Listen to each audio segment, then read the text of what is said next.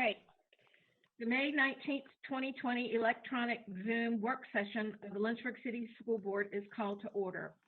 There are some statements that I need to make for the LCS board before holding this electronic work session. That in accordance with policy BDD, the Lynchburg City School Board may meet by electronic communication means without a quorum physically assembled at one location when the governor has declared a state of emergency.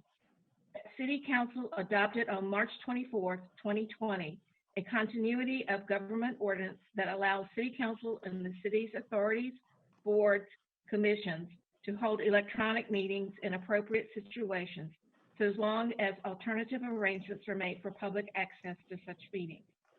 That Virginia's executive, legislative, and judicial bodies at all levels have declared states of emergency based on the advice of health directors and taken unprecedented restrictive actions to limit physical contact among citizens.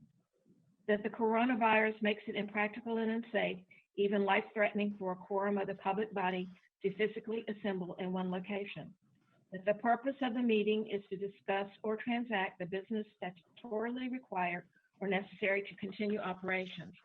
Those alternative arrangements have been made for public access to the electronic meetings by streaming live on YouTube and broadcasting on Comcast Channel 17 at 5 p.m. Meetings are rebroadcast daily on Comcast at 10 a.m. and 7 p.m. and available on the LCS YouTube channel. I will now call on each board member attending this work session to reply here or present. Mrs. Evans? Here. Dr. Brennan? Present. Ms. Carter? Present. Dr. Coleman? Present. Mrs. Morrison? Present. Dr. Nilles?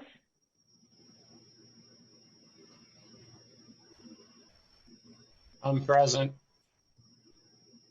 Dr. Sinhai? Present. Mr. Harvey? Present. Dr. Gupta? Present. Also joining us tonight, we have Dr. Crystal Edwards, Superintendent, and Board Clerk, Mrs. Marservi. Dr. Edwards, would you please identify other staff members joining this meeting? Certainly, we have Dr. Copeland and Miss Marie G, Miss Laconich, and I do believe that our attorney, Hope Towns, is joining the meeting as well. Great, thank you. How's the sound coming across, okay? Yes. Thank you. Before we look at the agenda, I would like to make a statement on behalf of the board. Dr. Copeland, I and the other board members want to thank you for all your years of service to Lynchburg City Schools, especially for your leadership with the development, planning, and construction of the new Heritage High School. We would also like to thank you for sharing your acting and singing talents with us on the Heritage High School stage. We wish you the very best as you embark on the next stage of your career as the Vice President of Finance and Administration with the Piedmont Virginia Community College. We appreciate your service and we wish you well. Thank you, Ms. Morrison, and all the other board members. It's been a great, fun-filled 8 years. I'm looking forward to what the next chapter is. Just thanks again. I appreciate it. Thank you. That moves us to item B, agenda approval. The school board chair recommends that the school board approve the agenda for the May 19, 2020 work session. Is there a motion? So moved, Madam Chair. Second. Thank you, Ms. Carter. Any discussion? I'll do a roll call vote. Mrs. Evans? Yes. Dr. Brennan? Yes. Ms. Carter? Yes. Dr. Coleman? Yes. Mrs. Morrison? Yes. Dr. Nilles? Yes. Dr. Sinai? Yes. Mr. Harvey? Yes. Dr. Gupta? Yes. Thank you. Right, that moves us to the agenda items, and that is a review of the budget that we approved because we've received some additional information about income and revenue, and we want to discuss that and look at how we make changes to the budget that we approve so that we can cover the expenses. Dr. Edwards? Yes, and thank you, Ms. Morrison, for that. And I will say, in looking in board docs, it references a change in state revenue. Not much has changed in our official calc tool for state revenue. Some projections have changed. Some internal things have changed, which we want to go over with you tonight, as well as give you and the community a little lens into our thinking as we, along with other school divisions, start to plan for what does the 2021 school year look like in terms of our revenue, expenditures, and supports and services. So what I want to do tonight is kind of take you through a couple documents. It's been several weeks of questions and answers and documents, and I just want to make sure we're all on the same page and have the same information.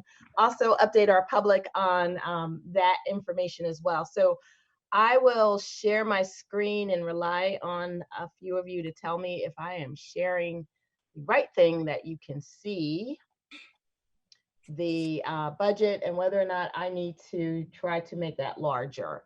So can you see the budget worksheet, and is that too small to view? If you can make it a tad larger, Dr. Edwards, it would be helpful, but I can see it. All right, I'm going for a tad. Is it coming up bigger? Okay. Oh, that's good. Okay. Okay. Look at these. All right. Well, you're going to be my TAD monitor. So tadding up and tadding down. Okay. So let me get back to the top of this document. And I'm just going to go over it. And I know the board, you had an opportunity to see it, but for the folks who are viewing at home, just to kind of follow along as well.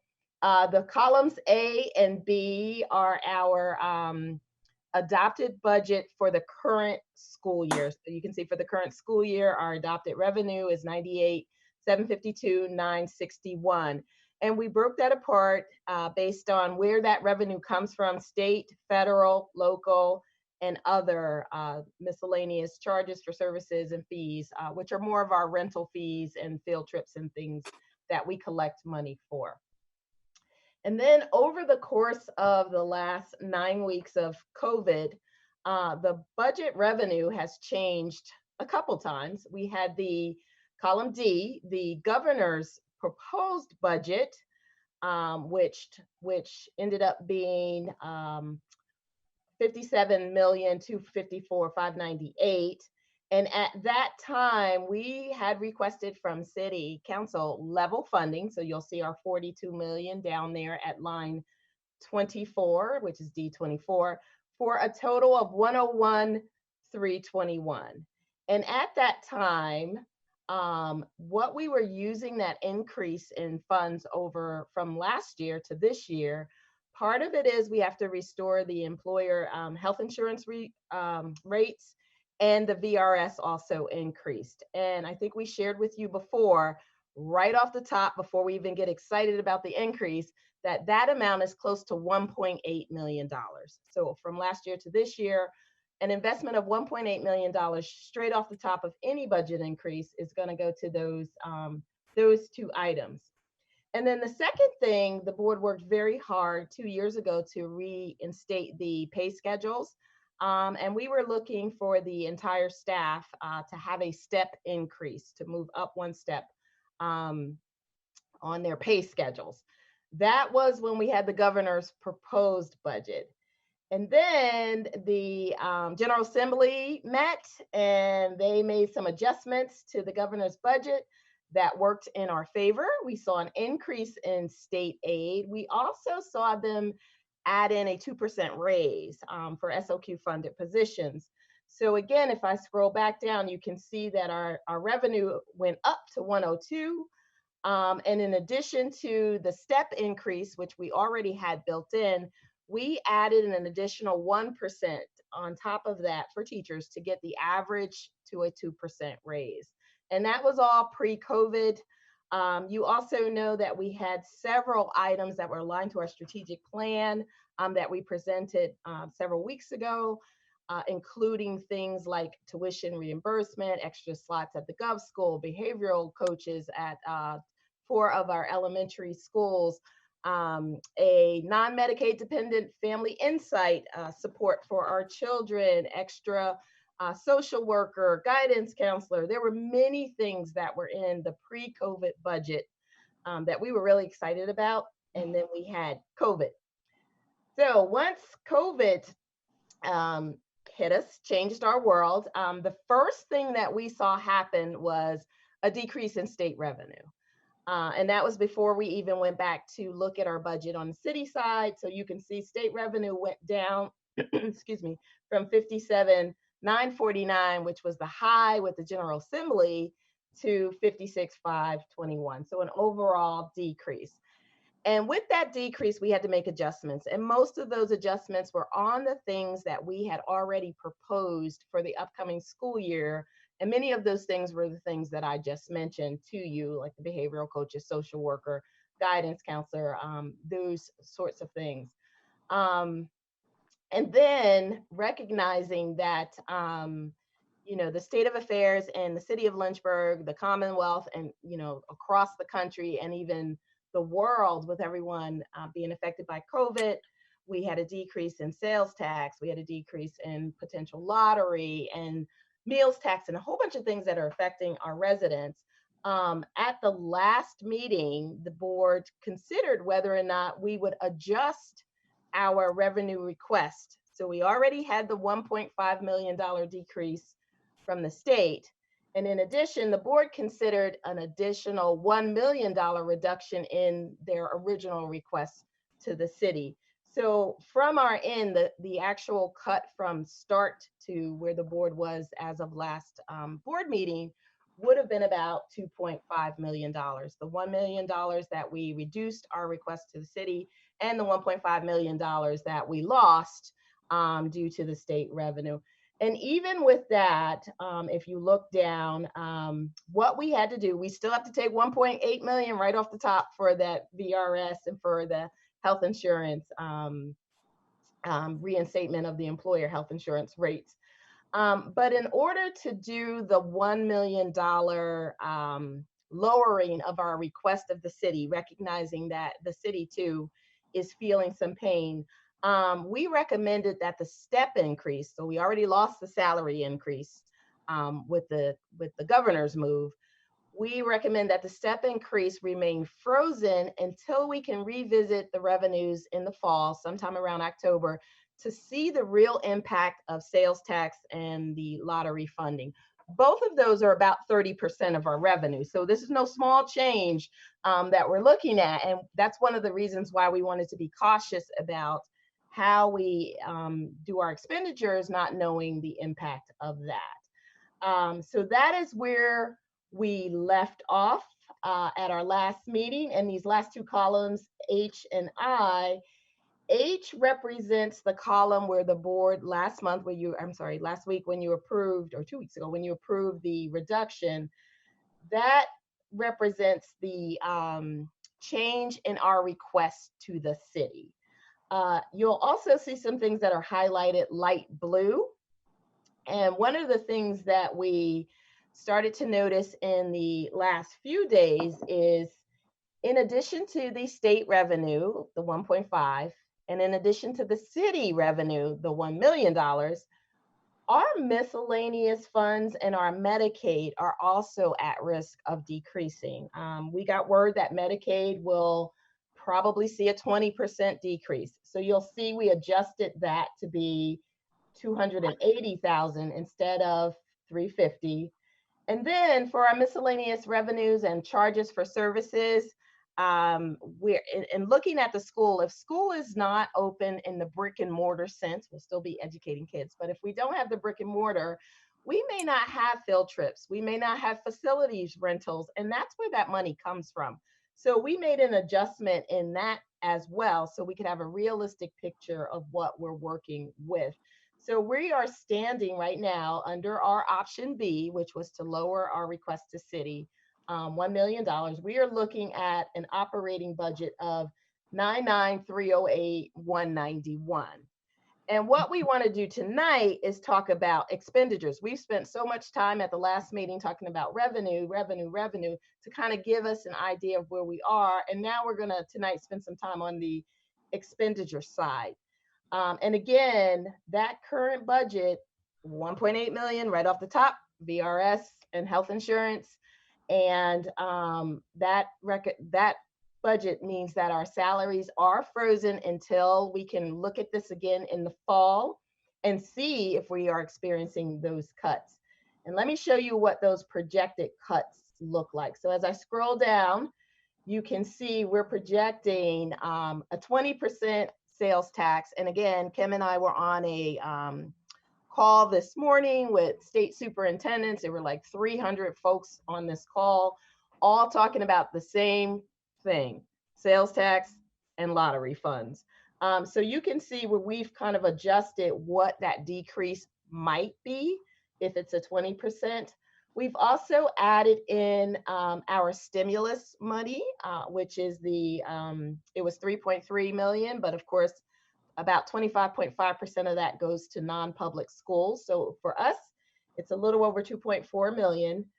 And then what I'm calling the usable fund balance return. In our fund balance, we are definitely going to see some textbook money.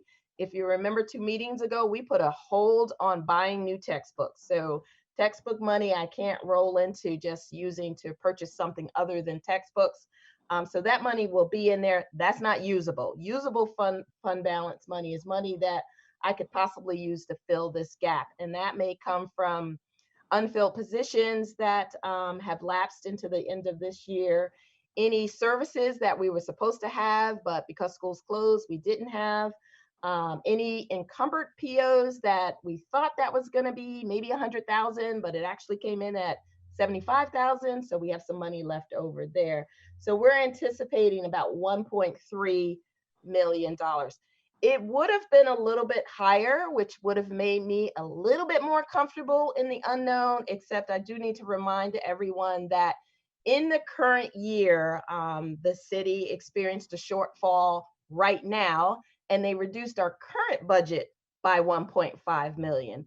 And there seemed to be a little bit of confusion about that 1.5. So just so everybody's clear, we did get a reduction in the current year of 1.5, and there's a proposal for the future year of 1.5 and an additional 7,000. So it's not the same 1.5 if that's what you were thinking.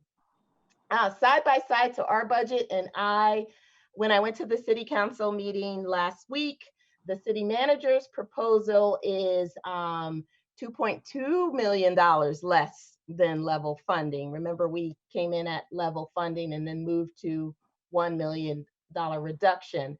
And again, you can see the adjustments for that, and that would bring, if the city manager's proposal is accepted, that will bring us down to 98, 108, 191. And again, you can see the impact of that. And probably what's most important on this page is after we do the operating revenue for both of those scenarios, and after we do the projected sales tax, the projected lottery, then we add in what we think could help us. We're still at a net shortfall, although with option B, it's very minor, 113,000. With the city manager's proposal, it's a bit major on the $1.3 million shortfall. So that is where we stand right now. I do need to caution the board in the thinking, because the thinking here is that every available dollar in green, particularly the stimulus funds, the CARES fund, is used to fill a gap that was a sales tax or a lottery fund deficit. And that's really not the purpose of the CARES funding. If you read the CARES Act and the CARES funding, one of the things that the feds were giving us extra revenue for was to get us ready for some of the things we're experiencing right now with the equity issues with learning that's going on right now. So we're pretty fortunate. Kids in 6th grade and up all have one-to-one devices, but we don't know that all of those kids have access to the internet Wi-Fi. My tech team has done a great job of extending the Wi-Fi to our parking lots in our schools. Kudos to them. There are places in the neighborhood, in the community, that have let us know that they too have access to free Wi-Fi for our families. I know that Comcast has a reduced package that families could have. So there's been an effort to really increase access. But a lot of the stimulus money is about access and equity for all children. And the way that this budget is set up, we have not considered any of that. None of the stimulus money right now is set aside to purchase any additional devices for our children who are in grades 5, 4, 3, 2, and under. None of it is set aside to shore up our infrastructure right now. We have not been able to use or predict to use any of this money to do some of the things that I know other divisions are looking to. And as a superintendent, not knowing what return to school looks like, whether or not we're in a blended learning environment, do we have social distancing, smaller class sizes when we get back to brick and mortar? And will there be a reliance on this learn at home model that we've started, but we haven't done direct teaching with? So I would even have to put some funds to train my teachers. We really don't have any funds set aside for that. We are basically just using all of our funds to fill a gap.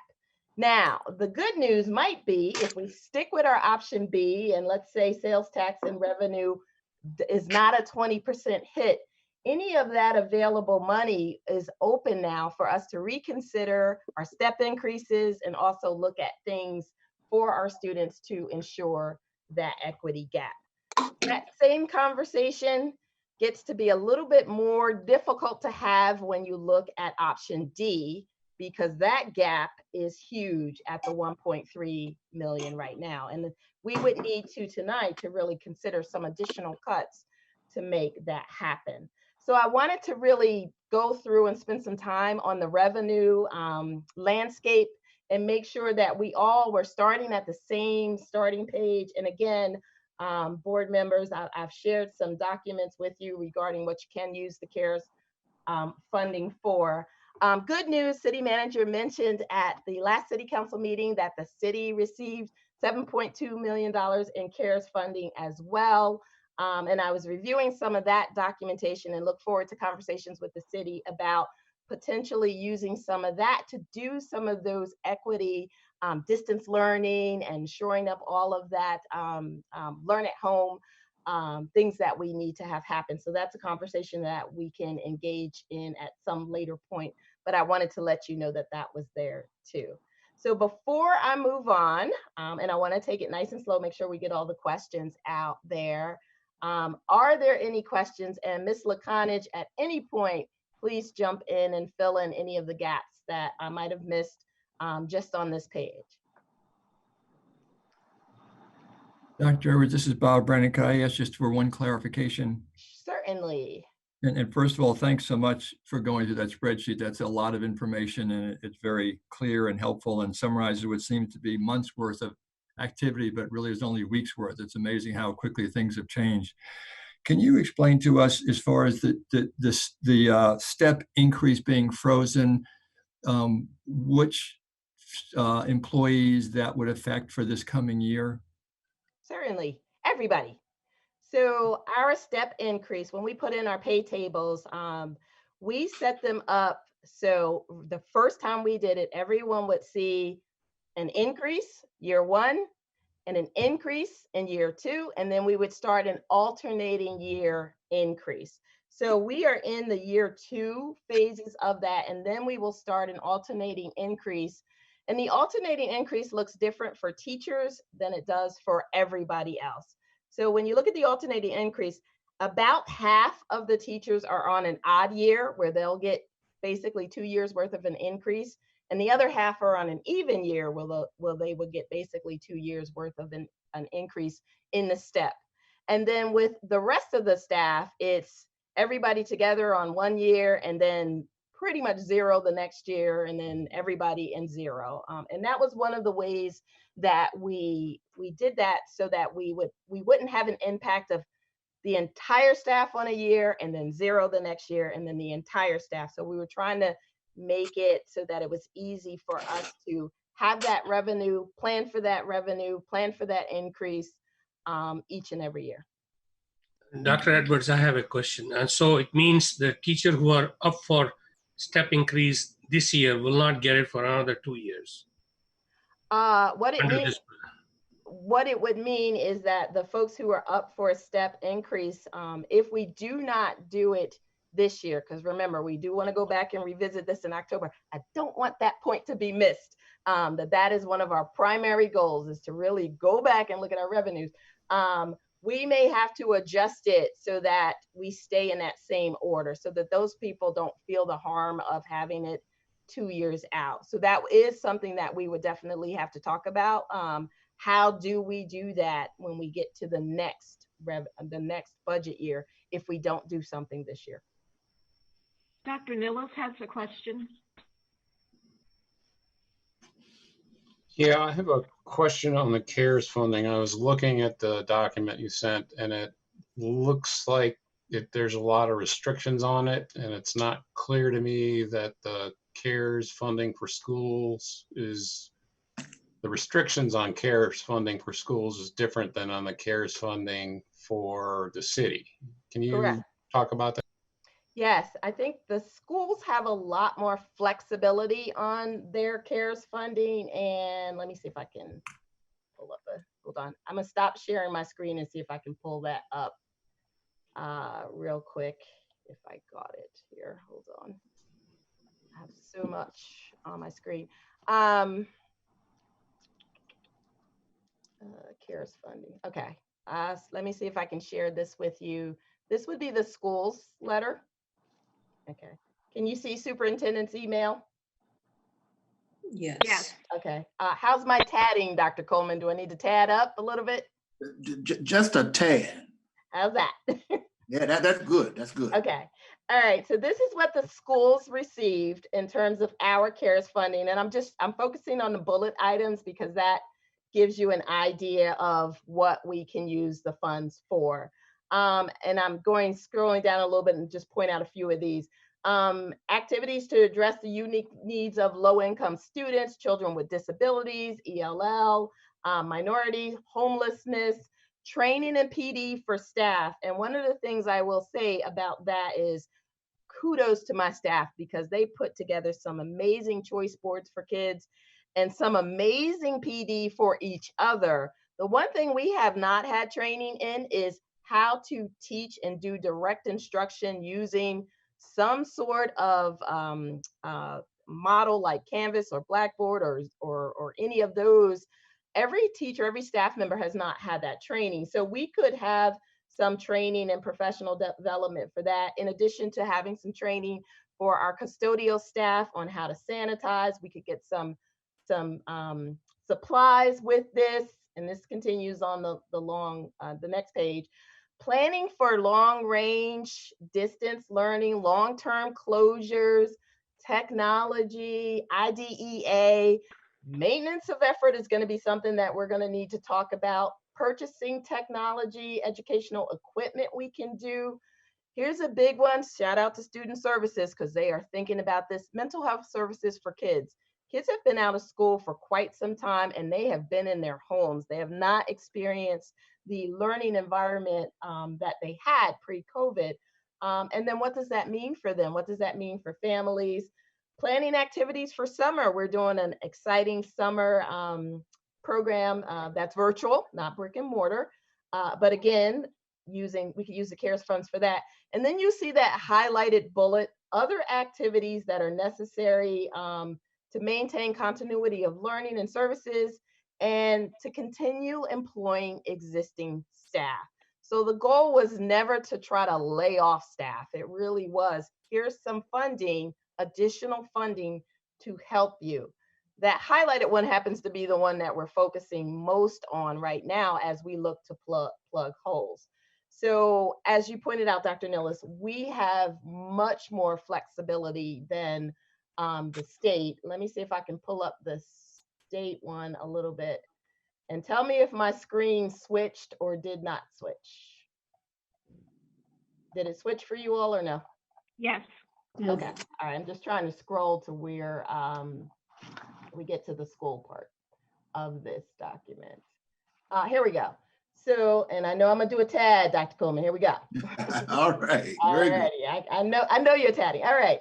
So this is the city's version, information for the city, and it's very extensive, it's 21 pages long, so if you wanna read through that, but you can see the city funding can also be used to educational support for staff and faculty to develop online learning capabilities, technology support, any of these things. So both CARES funding money can be used to support Lynchburg City School children. I think we have a little bit more flexibility in what we can do versus what the city can do across city departments, but the city certainly can use any portion of their funds to assist with some of the educational efforts. And again, this is just a quick snapshot of it, just to show you a few items. I believe I had referenced Appendix B, number 4. And if you look in here, I'll just tab this up a little bit more. You can see expenses for food delivery to residents is in here. Expenses to facilitate distance learning is in here. Telework for public employees is in here. So there is some flexibility in the city CARES funding as well, just not as flexible as ours. Madam Chair, Yes, Dr. Coleman, and then Mr. Harvey. certainly, I'll be very brief. I'm very pleased to see the CARES money, deeper restrictions on the city side, but COVID-19 certainly has presented some serious challenges to poverty reduction in the city of Lynchburg going forward. And so those monies, wherever they can be used to help us, because true liberation comes through education. Harvey? Okay, first off, Dr. Edwards, would you mind bringing back the spreadsheet, the balancing option spreadsheet with the revenue on it for the screen share? Sure. Because I would like to make a few points. Okay. This one? Yes, ma'am. Could you go ahead and scroll down to the bottom? I certainly can. Since we're talking about CARES funding, I encourage everyone to look at, these are in green. And if you look to your left, it says one-time funding. So this is a one-time funding that we have that we're showing in our budget. We're almost talking about $2.5 million in one-time funding for our proposed budget. And we are still at a shortfall. This is a $2.5 million one-time piece. So I want everybody to keep that in the back of your heads, especially when we're starting to look at our budget for the following year. I also want to bring a few points because I know both in our past board meeting, I also know at the council meeting, and also with some of the emails that we have received, there's discussions about, you know, amounts of money and where cuts are being made and so forth. And so there are a couple items that Dr. Edwards spoke of, and I think we just need to highlight those items. And the first of which is our 2019-2020 budget. It's my understanding that, and this is before I came on the board, so anybody please correct me if I'm incorrect in stating these, but my understanding is that the city requested that we allocate $1.5 million to be used for the task force. And it is my understanding that the city has since said that they're not going to spend that money on the task force. So they have recouped that $1.5 million. Am I correct in that statement?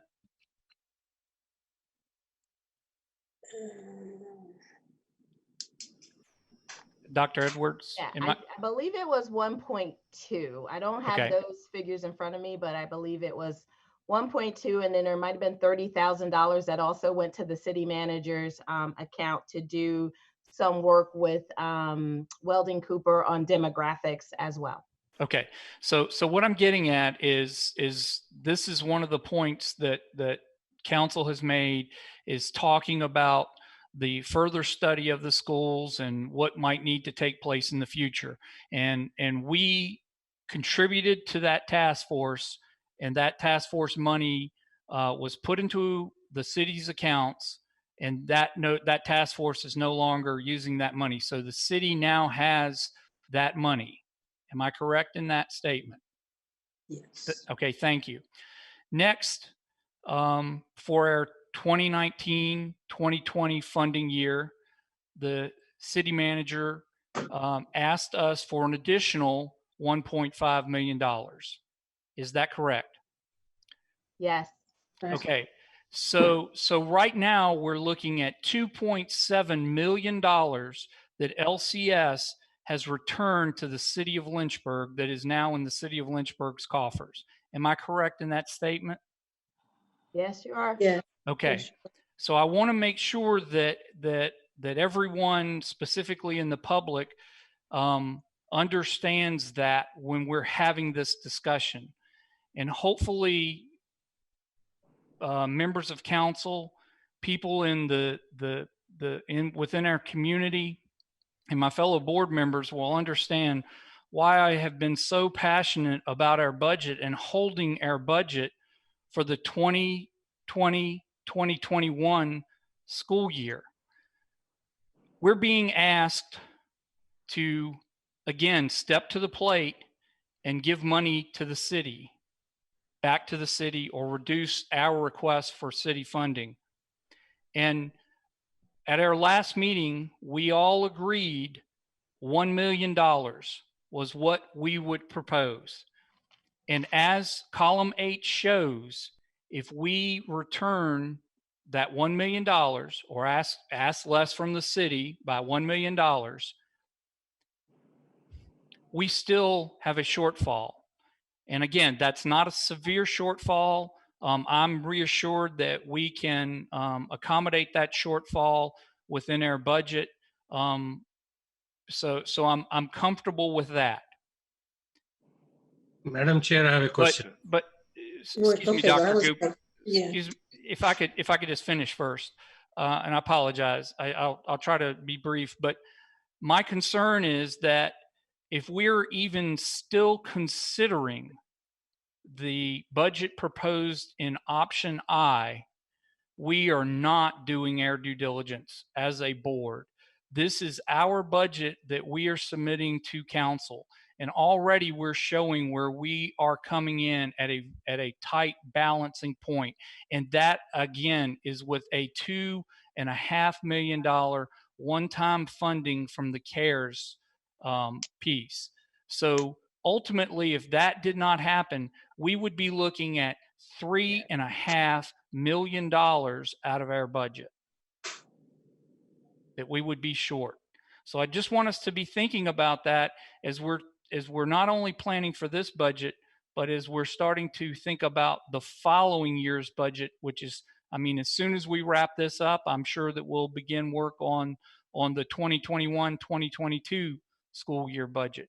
But I wanted to make those couple points so that everyone is on the same page as to how much money already LCS has contributed to the city so far.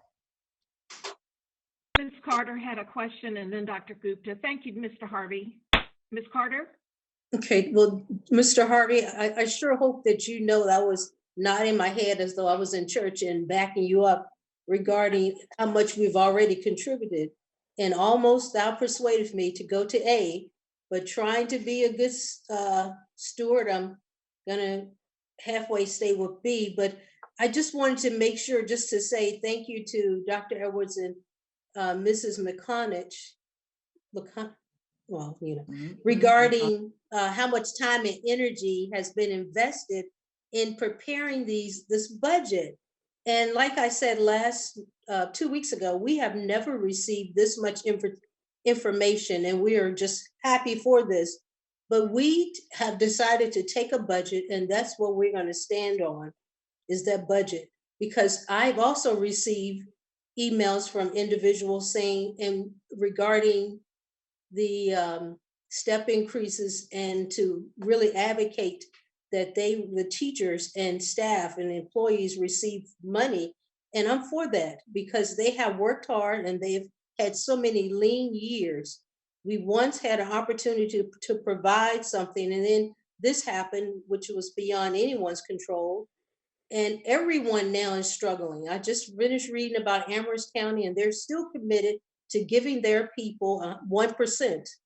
And I really want us to, when in October, to really take time and look at this, and to make sure we continue to keep people in step. So to go back to the ones that missed this step, because I know that has been a bone of contention for people that were 25 years and were promised a big increase and never got that. I don't want to have that during this time that I know about this. And also just that, thank you for reminding us that in October, we're going to review this.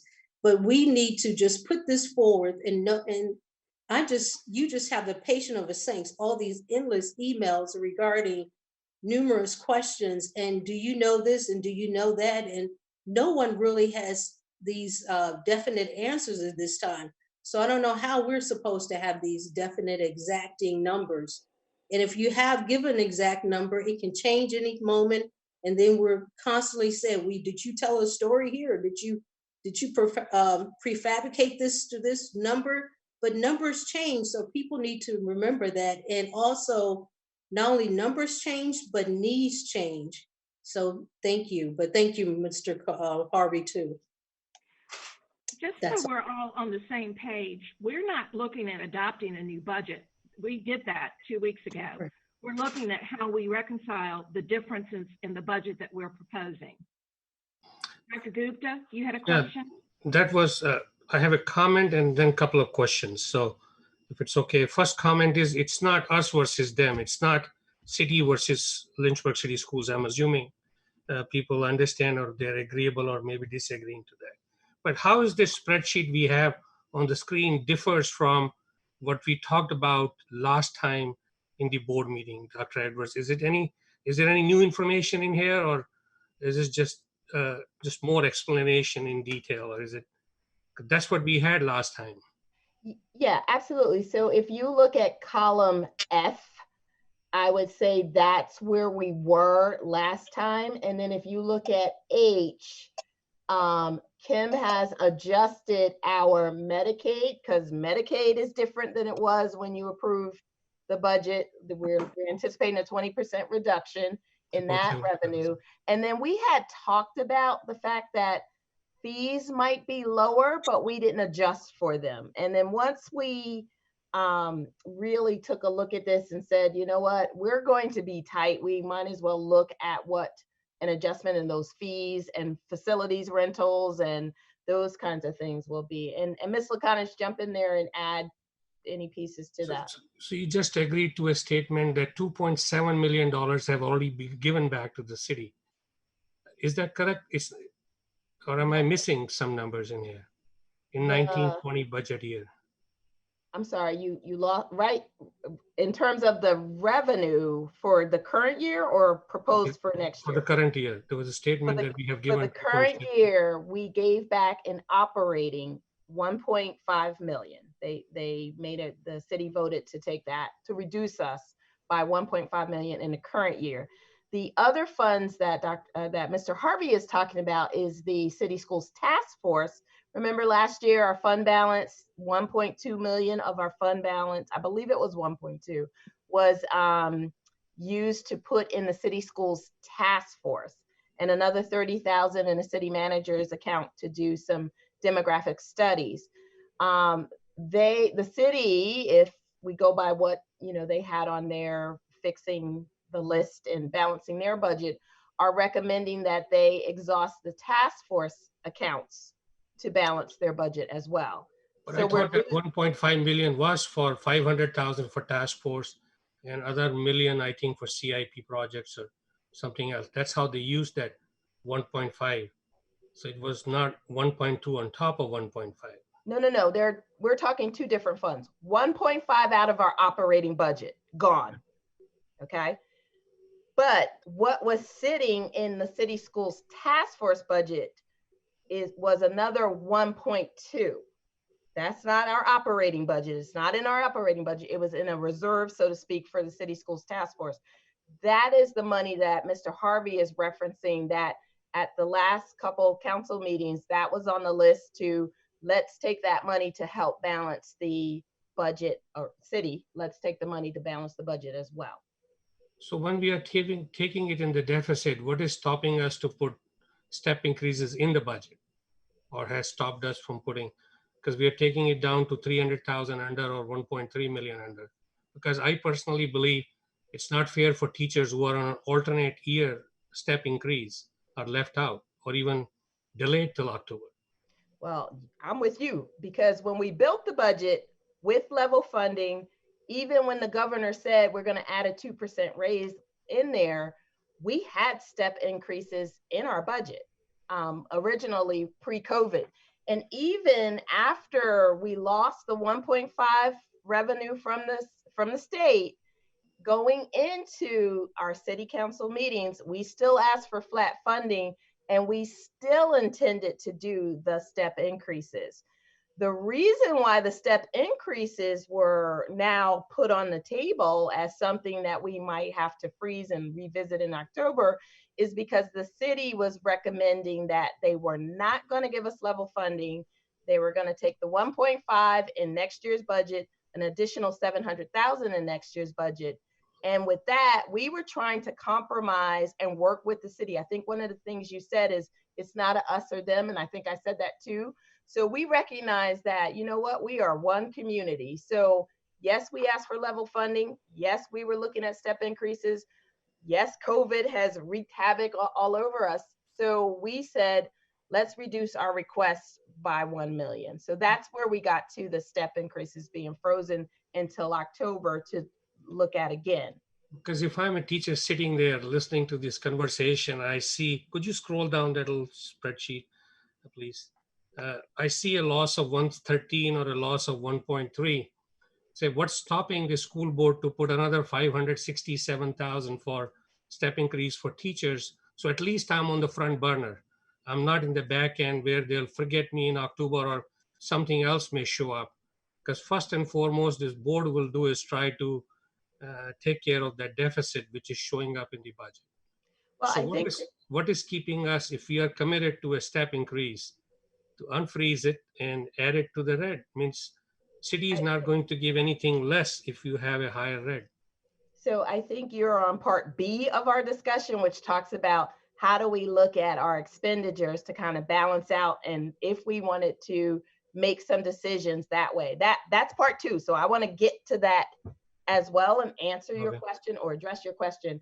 I think right now we were just trying to say, what's the lay of the land in terms of revenue, and what are we thinking in terms of the predictions with that? Are there any more questions? All right, Dr. Edwards, I think we're ready to move on. Okay, so my second tab here, and let me just make it a little bigger. There we go. This represents the expenditures that have not been adjusted since we did the original budget, which was adopted. So you can see how much we spend in instruction. You can see how much we spend on administration. There's a pie chart here, and I like the pie chart because when folks say just cut materials and supplies and things like that, I want people to understand the biggest part of our budget is in instruction, and even bigger than that, 80% or a little bit more is in people and benefits. So this is, and I'll scroll all the way down so you can see everything down here and the total. So here's that 99,588,191. We didn't touch this at all at our last board meeting. All we talked about was revenues. And the reason why we didn't touch this is depending upon what the board decided, we would have to go back and adjust this, whether we adjust it with a $1 million revenue decrease, a $1.5 million revenue decrease, a 2.2, or not at all. Remember, option A was do nothing, just keep it as is. So we did agree that we were gonna reduce our request by 1 million. And then we were also playing with the impact of sales tax and lottery. So this is a snapshot in time. It does not represent any changes that we'll need to make to balance out the budget, even with the current, if we stick with what we have, the current $113,000 that we're projecting. But I didn't want to lose this revenue chart because this was the original chart that we had. And Kim, anything else on this that I missed? No, you're correct. That's exactly what was presented, and to balance the revised post-COVID budget.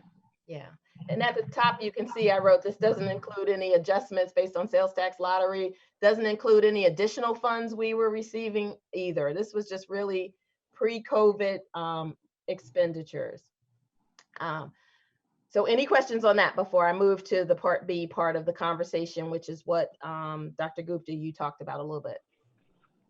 Dr. Edwards, is Bob Brennan. Could you just help me? Could you clarify one thing for me and for the group?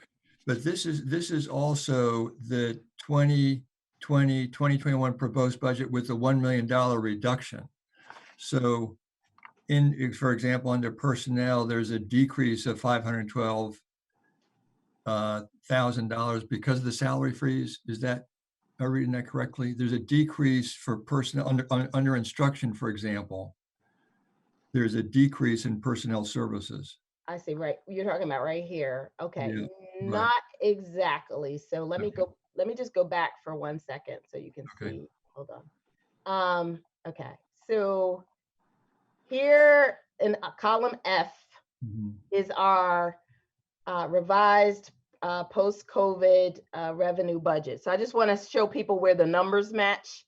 And you can see the operating revenue right here is 99,588,191, and it does represent the $1 million reduction in our request to the city. So that's what this revenue budget is matching this here. So let me take you back to the revenue budget. It's not an exact science to say it's a decrease completely due to having a salary freeze. Sometimes you'll see a decrease just because if you have a large retirement, even though you refill the positions, the people come in a little bit lower, so the overall salary is a little lower. So I want to caution people when they're looking at this, because this is an aggregate of everything, that it's a mixture of all of the projections. But I'll let Kim speak a little bit more in detail about that particular part. Right, and some of it is actually it's how it's categorized. Some of the positions, when we were diving into the new requirements for the annual school report, we had to move people that had been coded in under instruction that they were actually in the administration category. So some of it is just internal shifts that, even though both are showing negative, some of that it was, I know, was moved. I think the VCBAs, they are now under the administrative piece, and before they weren't. So it's more just shifts between the major categories to get them in the right account codes.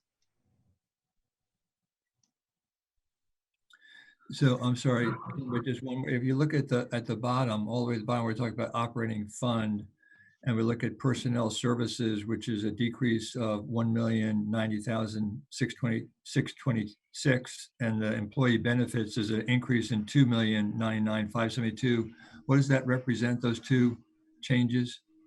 So the employee benefits that's showing where we've added, there's other benefits as well, but when we reference that 1.8 million for the VRS benefit, the health insurance, those are in that number. The other for the personnel services, the other large area you're going to see is under pupil transportation.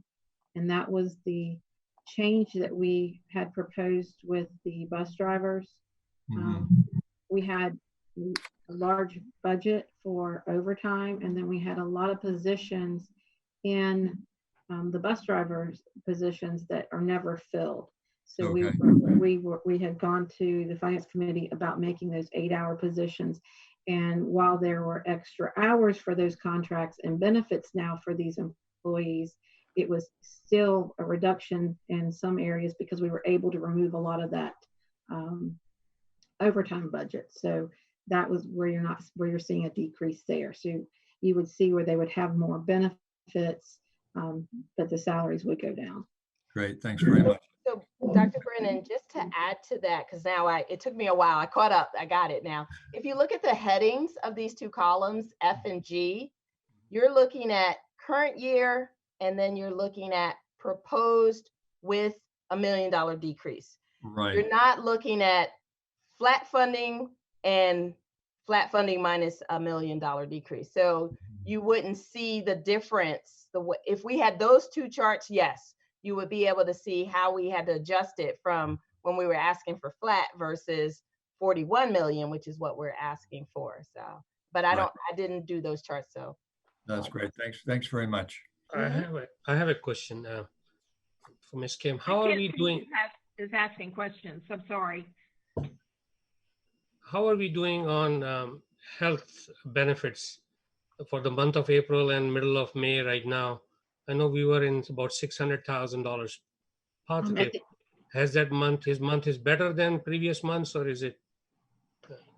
April was still a high month.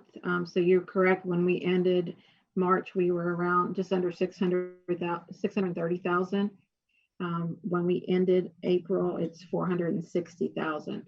So we had a high. It was only 4 weeks because the previous month, remember I was saying when we have weeks that have 5 payments in it, we expect to see it higher. This one was just as equal, but it was only 4 weeks. So April was a rough month for us. We are seeing that May, the last two invoices, it has started to stabilize and go down. Oh, thank you. Any other questions? I think we're ready to go. okay. So the next 3 tabs, the list, vacant, not posted, vacant, posted, they somewhat go together. So I might jump back and forth just so that you can see what we're talking about here. So I'm going to go to the list. Okay. And again, the purpose of this conversation is about our budget philosophy. So, and I can tell by just a nod from you all that one of our primary goals, which actually was our primary goal when I arrived in 2018, and we were about reinvest in LCS, was that we want to get our staff where they are at a competitive level with the rest of the market. And we recognize in Lynchburg, we are not. And I've shown some charts before where I've compared our folks to county and other places. And we're trying to build up and really give our staff a competitive salary, similar to the way that the city has done their market analysis and salary study for their folks. So one of our number one priorities is to try to keep with the SEP increase, if not a salary. So at the top of this chart, let me make it a tad bigger there. At the top of this chart, you will see what's already reflected in our $1 million budget savings, roughly, is the teacher salary scales. Half are frozen, and that's about $500,000. And then everybody else who would have stepped up as well. So if we were to do a step at the beginning of July for the new school year, it would be about $1.2 million. And if that's something that we definitely value and feel strongly, which that is a yes, we do. However, it would be something that we would need to find the funds to support in some way, shape, or form. But right now, that's not there, and we're looking to revisit that in October. If the sales tax and the lottery is not as dramatic as we've projected, there's our money right there to do those sorts of things. So if you scroll down, actually, no, we won't scroll down. We'll go over to column F and G. And what I attempted to do in F and G is now take you into the brain of how do these LCS administrators think when they're approaching a balancing budget. This is not normally what a school board would do. You would not be sitting here saying, hey, I'd like to decrease this by this amount. I'd like to remove this. You would give us an overall direction. And as administrators, we come together and work as a team to really make that happen. But there have been a lot of questions about the how we do this. And for purposes of education and instruction, since I'm a teacher at heart, I'm gonna take you through how we would be doing this behind the scenes. So you can see option B and option D, and then there's our deficit again, 113,000 and 1.3 million. And typically, as school officials, usually you try to stay away from people and services to kids. And you look at some things and you can see here, number 1, number 2, number 3 are purchase services, professional development, and materials and supplies.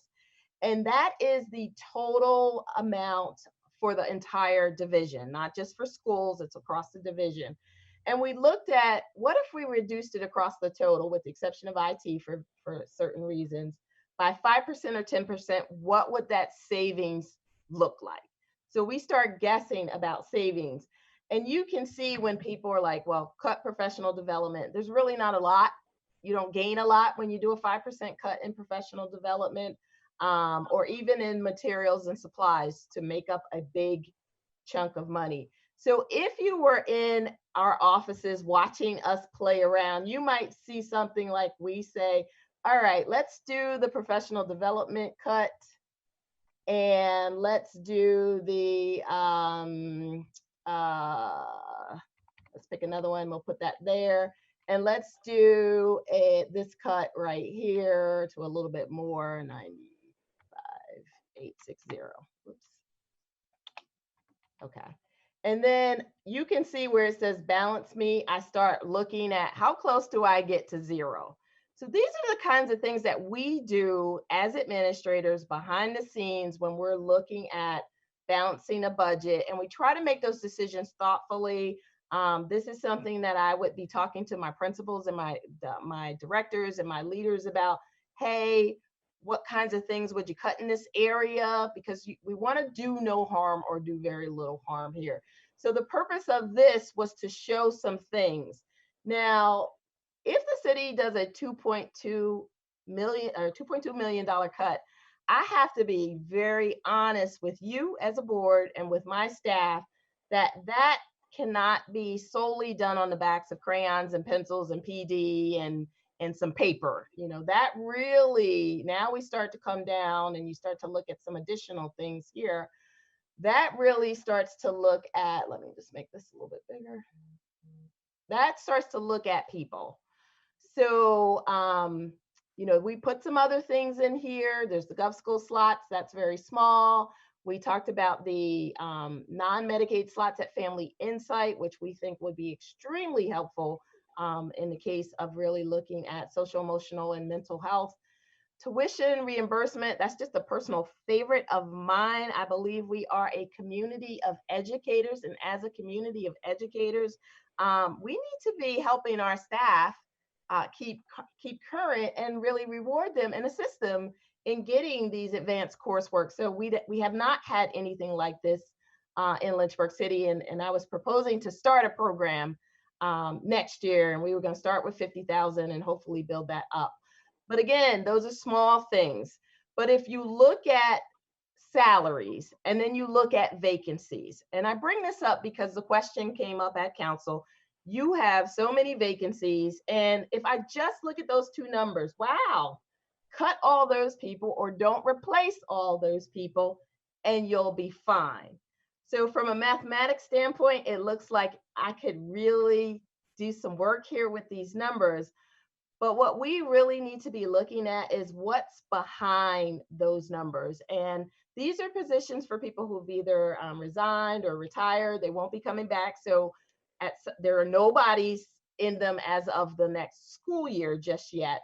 But that doesn't mean they're not needed. So let me take you to some of the ones that are rather recent that we haven't even posted yet. So let me say that to my staff out there looking. These are positions that I know about, that people have told me, that they've accepted other jobs or moved on in their career.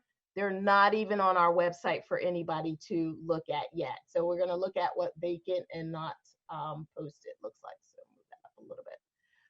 So you can see some of these positions up here in terms of the positions that we have that are, that are not posted on our website, that are vacant positions. And you may say, oh, go ahead, just cut all of them. But I'm sure all my family and friends, if we look at even 18 and 19, my Lincoln campus, there is no way that I can have a Lincoln campus without an elementary and a middle school principal. So those are positions that, even though there's funds there and we wish those folks well in their next journey, we need to replace them. So that's not a reasonable cut on that list. We have several positions up here. We just congratulated our deputy superintendent, who is going on to be vice president. We need to replace that position. So one of the things you would see me if you were watching me from behind the scenes is I would be going through these, and we have what we call decision-making analysis. Is this a position that can be cut? If it's not, we need to really refill this position. If it's a valuable, much needed position, can it be repurposed or retooled into something else? So I did do due diligence and list everything, which is way beyond the board's purview for, as board members, you would not be voting. I vote we cut, A13 or anything like that. But for purpose of instruction and exercise, and really also for the community that are wondering about this too, here is an example of, and these are real positions that are on our, these are actually not on our website yet. Let me show you the ones that are on our website. Let me make this a little bigger too. And this by no means represents everything on our website, but these are some of the positions that are just $1.4 million worth. And again, you don't see very many teachers or special ed teachers because, our children, whether they're coming back to brick and mortar, whether they're home being instructed by distance learning, they still need their teachers, and we still need to provide instruction. But here are some of the positions that we're looking at. And even as you consider 16 instructional assistants, what the average person needs to know, or community member or board member, some of those are special ed, and some of those are IEP driven, where we really don't have a choice. The student needs to determine whether or not an instructional assistant is needed. Some of these we can hold off on until we find out more about our buildings. As I'm looking at custodians right now, children aren't in the buildings. I could probably wait a couple weeks and get a better sense of when school's going to start. But the reason why I went in so much detail is I thought it was important for board members to know. I thought it was important for our community to know that, we have to stop just looking at dollars and saying, let's make decisions based on just a dollar amount, and really dig deep as to what's behind these dollars, and what do our kids need. And even just looking at our pre-K VPI coordinator, who is very instrumental in the early childhood poverty progress initiatives, that's a key position for us in the community as well as in our schools. So I wanted to go over that. I wanted to take you back to the list. I also wanted to share with my board that I'm hopeful that you are staying with option B, and that we can look at adjusting that 113, and also doing due diligence to try to work our way back up to, are there some other things that we could do to possibly work our way into a more favorable position where we can be doing some salary steps on our guide. So I'm gonna be quiet so I can take some questions about this one. Dr. Gupta has a question. All right, Dr. Edwards, thank you for sharing all these details. That's wonderful. The question I asked in my email too was, there are inorganic savings and there are organic savings. Inorganics are forced, which you have presented here, are there organic savings in our budget policy? I have a couple of questions, so I'll do one at a time. Are there any organic savings you foresee in the upcoming budget? Okay, I think when you asked your question, I wasn't sure what you meant by organic versus inorganic. So I might need a little more clarity. Okay, organic savings will be like on an average, we have about $1.5 million in unfilled positions year after year, plus minus few $100,000. So that'll be an organic saving. Like we have $460,000 in health reserve right now that may be exhausted by the year end, may not be. So that'll be an organic saving. So those could be examples. I don't know if I can think of others. Okay. So some of that, particularly unfilled positions. So remember last year we had a very lengthy conversation about unfilled positions. And I'll use the bus drivers as an example because we desperately needed bus drivers. We posted for 6-hour bus driver positions. We budgeted for their benefits. We never know if people are going to take benefits, whether they'll take family benefits. So we have to budget for the highest possible because it really is up to the staff member once they become an employee. And then we hold on to that and hope that these people will interview and join us. And in the case of the bus drivers, we've seen several years of holding on to double-digit numbers of bus driver positions that have remained vacant. And that money rolls over into fund balance. And it may look like we're not being good stewards of our funds when it actually is, we really want bus drivers. So rather than repeating that year after year, one of the things that we did was retool the bus driver. And we had done a presentation for you all from 6-hour to 8-hour with VRS and try to make it, add some perks to it so that we can eliminate the unfilled position piece by adding it to an 8-hour job. So we're kind of switching the money around. And then possibly getting our bus drivers, keeping them happy, giving them more hours to work and also additional benefits, which increases the likelihood that they'll want to stay in LCS. So those are some of the things that we've done when we look at those organic unfilled positions. And we've tried to eliminate as much of that as possible by being more efficient. The other thing, Dr. Gupta, quite honestly, if we have looked at our step increases, the last 4 years, we have not received any additional revenue above and beyond to pay for any salaries, any increase, any bonus.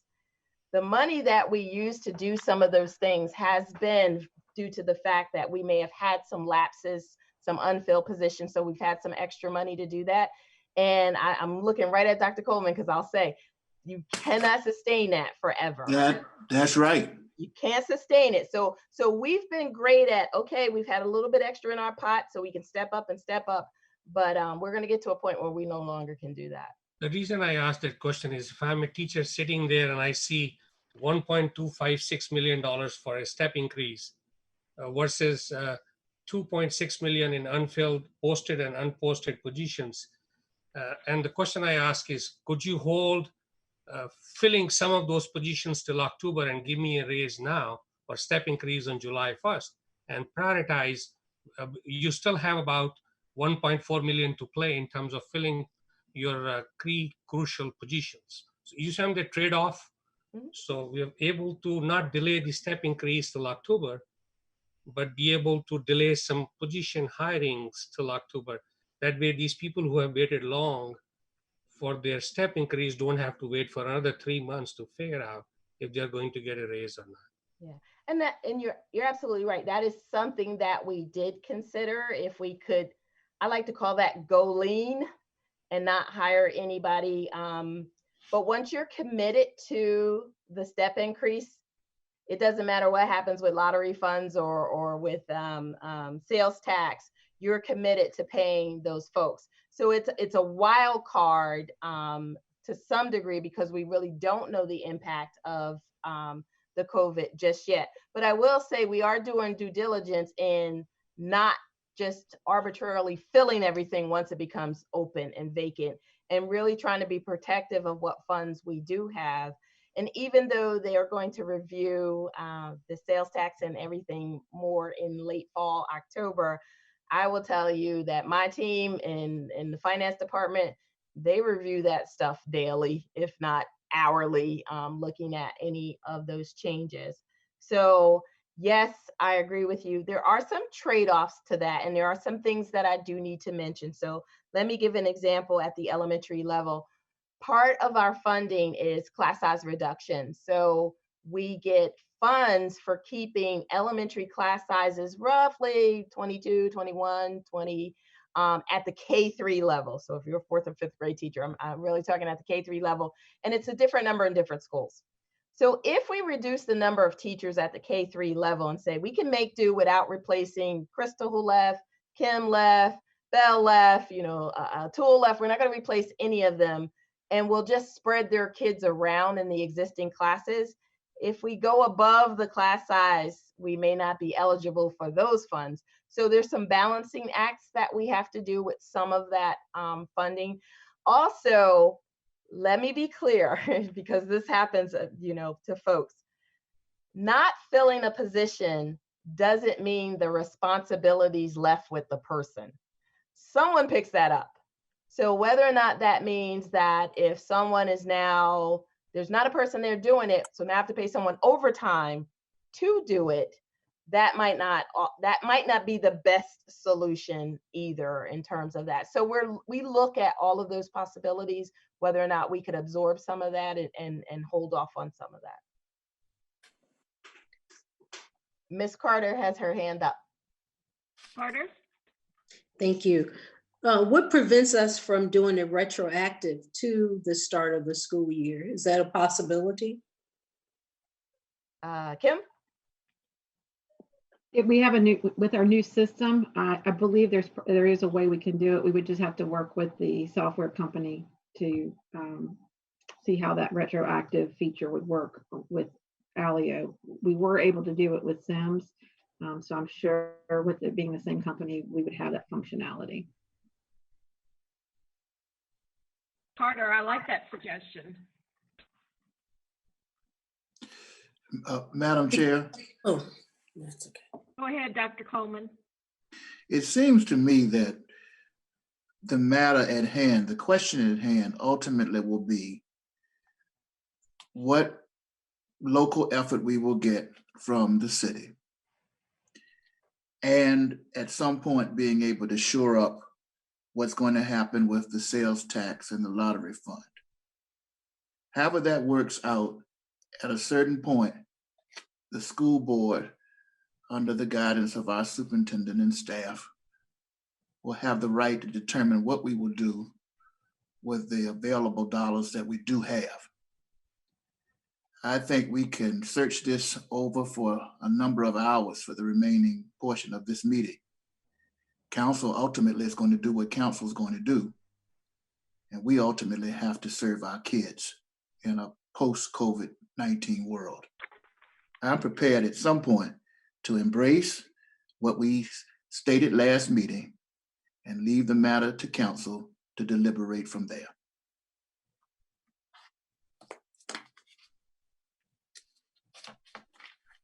Are there any other questions for Dr. Edwards?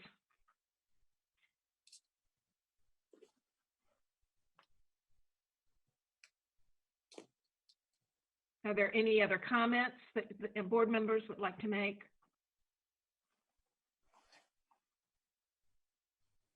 Mr. Harvey has his hand up. Go ahead, Mr. Harvey.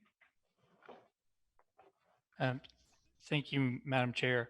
I agree with Dr. Coleman that we as a board presented a strong budget to council, and I think all of the hard work that we've seen preparing this information that we have before us, comparing the what would have been our option B, which was requesting $1 million less in funding from City Council, as compared to I guess it was the option D, which was, $2.3 million less from council.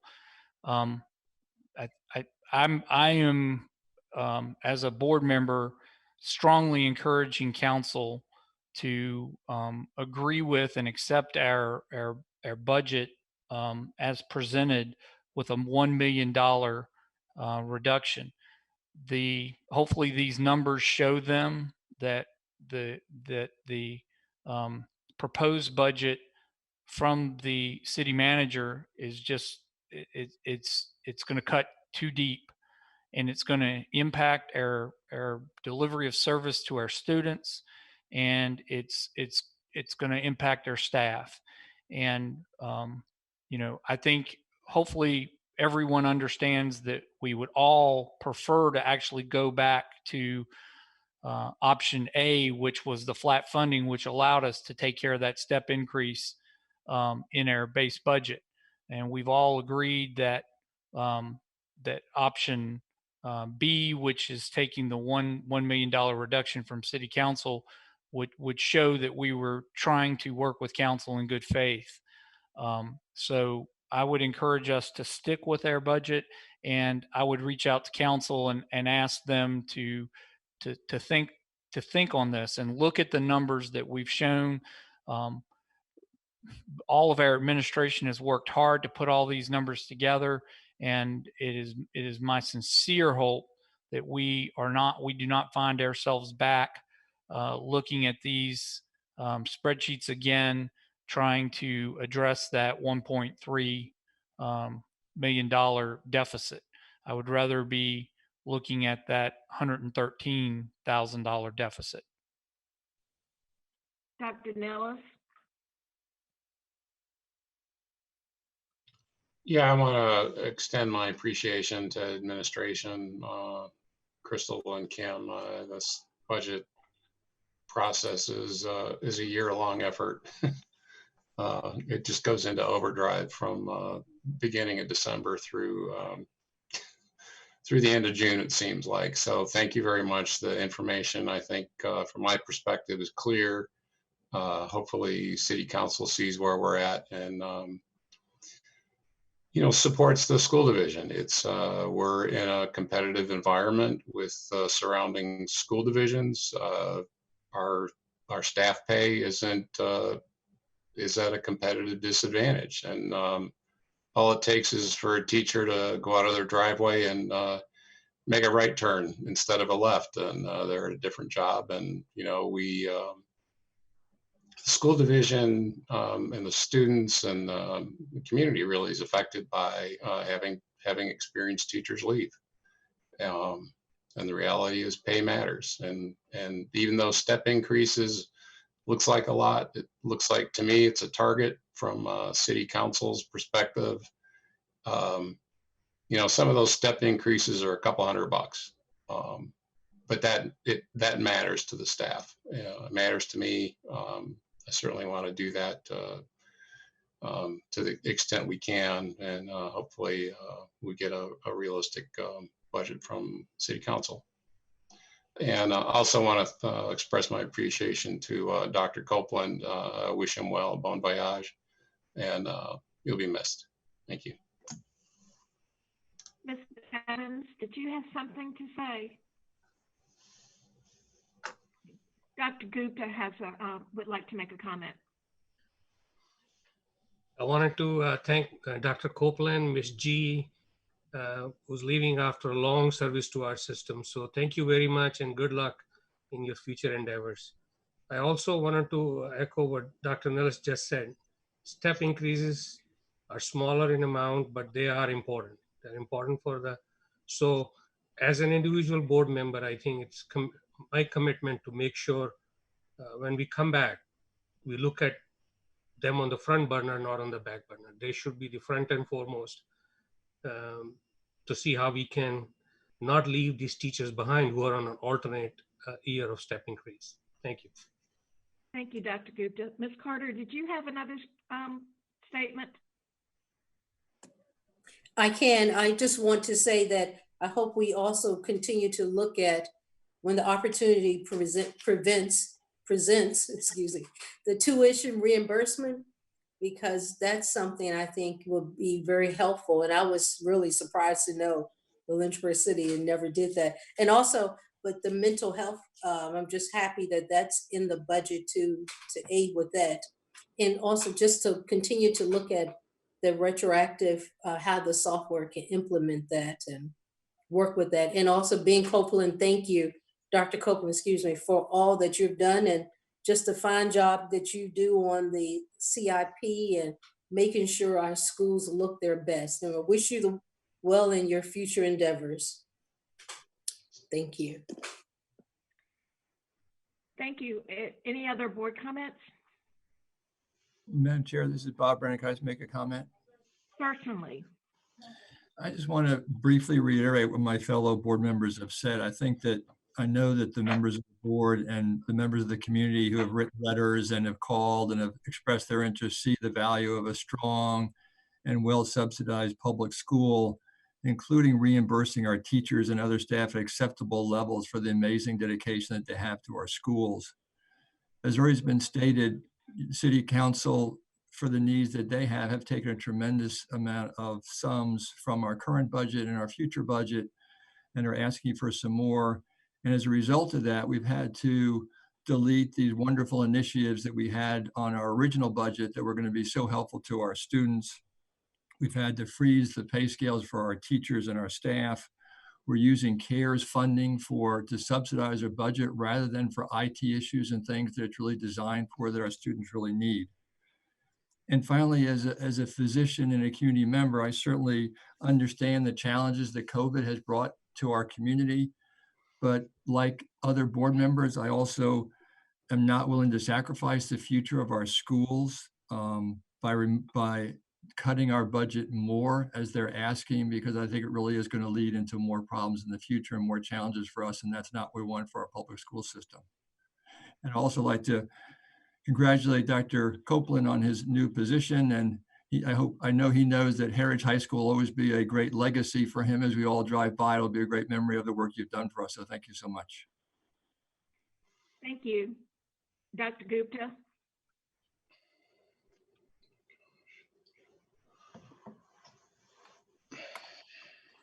Dr. Gupta? Is unmute. I'm sorry. I had to unmute my mic. I said people should know that we are all vested. Correct me if I'm wrong. All school board members have their kids either going through the public school system at Lynchburg City Schools or have gone through that. So we are all vested in this system. We love this school system. That's why I have our kids gone through this system, and we'll do everything possible to make sure it flourishes in the future and continues to flourish. Thank you, Dr. Gupta. Thank you all for your comments and your support for this budget. Dr. Edwards, I did not hear anyone suggest that we change what our budget request is, that we move forward, but we do need to make our salaries for our staff the priority. And that I would urge us at every possible opportunity to continue to look at that and to see what we can do. Absolutely. And there's nothing that would stop council from giving you more than what you requested, given that there's some additional funds on the table. I just got to put it out there, got to advocate for my staff. So if you're listening, council, and you really want to reward and celebrate these teachers and staff members and bus drivers and nutrition folks who have just done some amazing things in the last 9 weeks, you can certainly, we will work with you as we have been in the past to do that. I echo everything that you all say in terms of the talent and just the dedication of our staff. And, you know, the bottom line is they are very deserving of a competitive salary with tuition reimbursement and other perks that make it, you know, Lynchburg a great place to work, live, learn, and just be a part of Lynchburg City Schools. So thank you guys for your support. Dr. Edwards, I need to get closure on something. Superintendent recommends the board receive, review, and approve the modified fiscal year 2021 school operating budget. Do you need a vote from this board? No, and I actually had looked at that after we got started. And the only way I would need to do that is if you were modifying the budget saying that you want to reduce or add or change it from what you did the last time. What Kim and I will do now that we have direction that we are sticking with option B is we will adjust the revenues. We'll have another prelim, but you won't adopt the final budget for real until after council has done the work that they need to do. And then we will bring back the entire final budget to you for adoption. I thought so. I just wanted to make sure. But Dr. Coleman, you had a statement? Yes, Madam Chair. And I'm grateful that the superintendent reminded us that we will get another look at this pending action from council. I just want to say on election day how appreciative I am of any human being who would offer themselves for public service. To every one of those members of City Council, it is such a huge task to be a public servant. Likewise, every member of the school board appointed by that council. We are investing untold hours in reviewing and doing what we believe is best for kids. And I want to thank each and every one of you for what you do. To Dr. Ben Copeland and Marie G., my daughters are the beneficiaries of a wonderful Heritage High School to attend. And thank you to my fellow graduate from James Madison University, Marie G., for your ongoing service. Dr. Edwards and Kim, and to our chair, and to everybody, thank you. These equity issues that we have facing us going forward are huge. And we're going to do what's best for every Lynchburg public school student. Thank you. Madam Chair, can I ask Dr. Brennan to move forward so we can see his sweatshirt?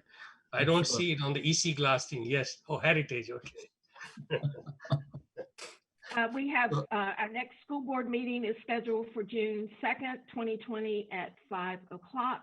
The next school board work session will be held on June 16th, 2020. And with those announcements, the work session is adjourned. Okay, thank you.